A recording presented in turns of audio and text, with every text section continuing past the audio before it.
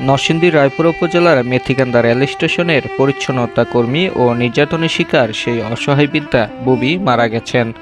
মঙ্গলবার দিবাগত রাতে রায়পুর উপজেলার স্বাস্থ্য কমপ্লেক্স থেকে চিকিৎসাধীন অবস্থায় নরসিংদী হাসপাতালে নেওয়ার পথে শেষ নিঃশ্বাস ত্যাগ করেন তিনি। মৃত্যুকালে তার বয়স হয়েছিল প্রায় ৮০ বছর। তিনি দীর্ঘ ১৫ বছর ধরে মেথিকান্দা রেল স্টেশনে পরিচ্ছন্নতা কর্মী হিসেবে কর্মরত ছিলেন। প্রায় ২৫ বছর আগে ব্রাহ্মণবাড়িয়ার আশুগঞ্জ রেল স্টেশন থেকে ট্রেনে চড়ে মেথিকান্দা স্টেশনে এসে নামেন এই বাক প্রতিবন্ধী নারী। এরপর আর কোথাও ফিরে যাননি তিনি। স্টেশনই হয়ে ওঠে তার স্থায়ী ঠিকানা।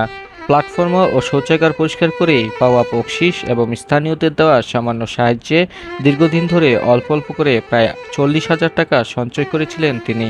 গত শনিবার দিবাগত রাত ২টার দিকে কয়েকজন দুর্বৃত্ত তার থাকার কক্ষে ঢুকে সেই সঞ্চিত টাকা দাবি করে। বুবি টাকা দিতে অস্বীকৃতি জানালে তাকে নির্মমভাবে পিটিয়ে গুরুতর আহত করা হয় এবং টাকা লুটে পালিয়ে যায় তারা। পরদিন ঘটনাটি প্রকাশ্যে এলে স্থানীয় প্রশাসন, পুলিশ এবং বিভিন্ন সামাজিক সংগঠন তার চিকিৎসা ও সহায়তায় এগিয়ে আসে, কিন্তু শেষ রক্ষা হলো না তার। সব প্রচেষ্টা ব্যর্থ করে শেষ পর্যন্ত চিকিৎসাধীন অবস্থায় তিনি মৃত্যুবরণ করেন। তার মৃত্যুতে এলাকায় শোকের ছায়া নেমে এসেছে।